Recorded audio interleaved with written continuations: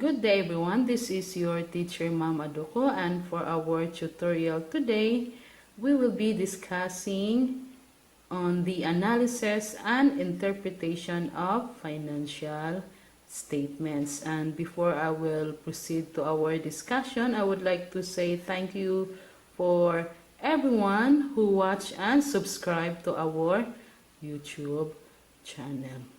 Let me give you first our learning objective. Analyze financial statements using the horizontal approach, vertical approach, and financial ratios. We already know that financial statements inform the readers of a company's financial position, results of operations, the cash flows, and changes in equity. All these informations are relevant to the readers and users of the financial statements. However, these informations are not sufficient to help readers, especially in making business decisions. Like for example, two companies asked you to invest in them as part owner. However, you can only afford to invest to one of them. And you want to know which of the two company A or company B is the better choice.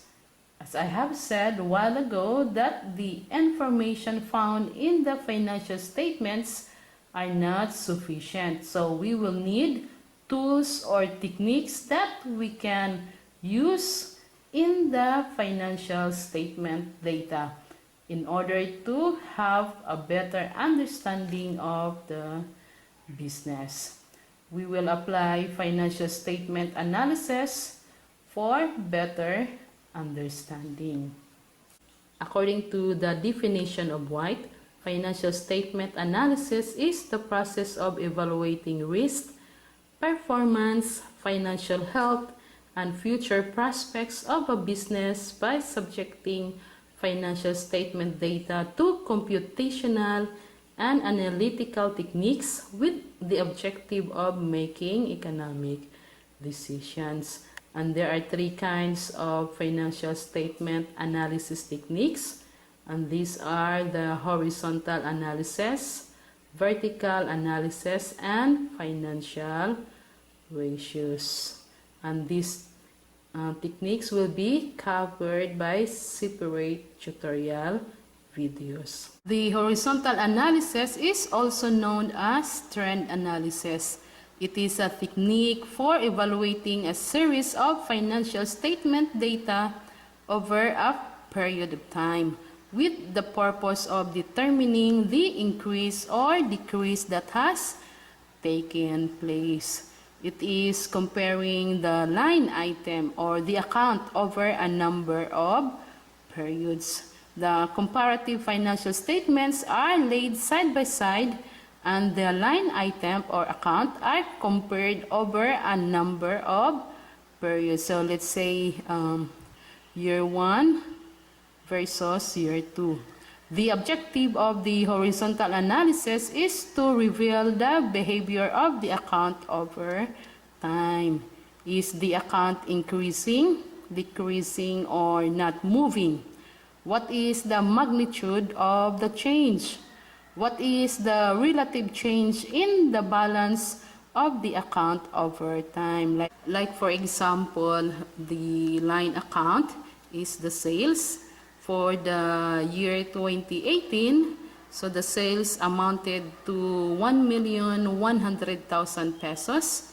And for the year 2019, the sales amounted to 1,500,000 pesos. So we can see clearly that the amount of change amounted to 400,000 pesos in the balance of the account over time. So from the year 2018 to year 2019.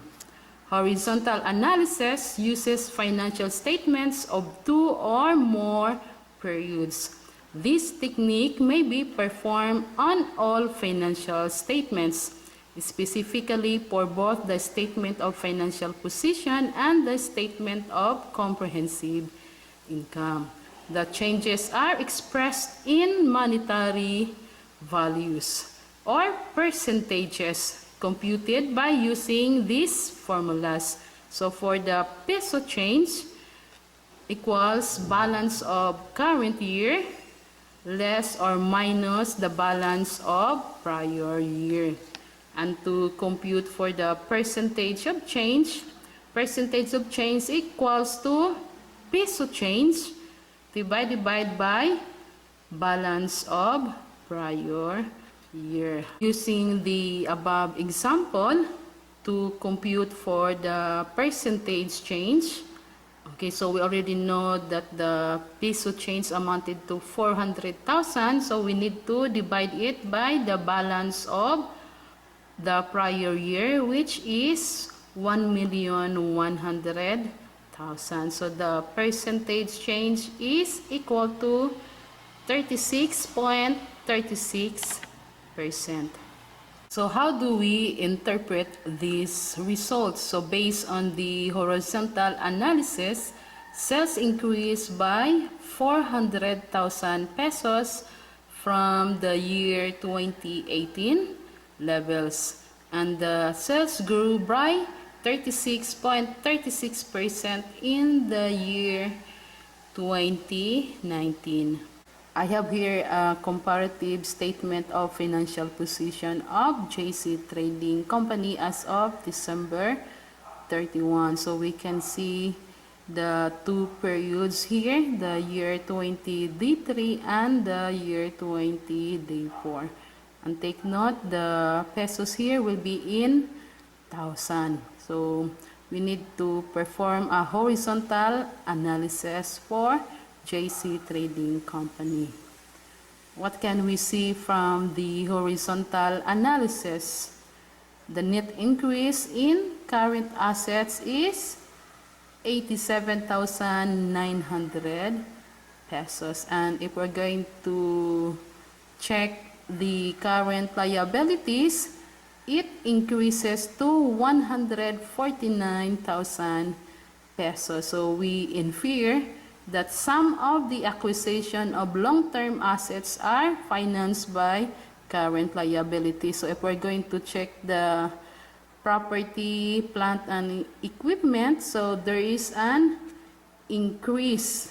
Okay, so we can see there is an increase from the year 20 D3 to 20 D4. So we infer that the acquisition of long-term assets are financed by current liabilities. I have here also the comparative statement of comprehensive income of JC Trading Company. So we need to perform horizontal analysis for the statement of comprehensive income. So we can see here that the periods are the year 20 D3 and 20 D4, and also the pesos here will be in thousand. So what can we see from the horizontal analysis? So if we're going to check the accounts or the line accounts, there is a 9.4% increase in sales revenue. So from year 20 D3 to 20 D4, and is consistent with the 9.6% increase in the cost of goods sold. So the increase in sales may be a result of an increase in the number of goods sold and not an increase in the selling price.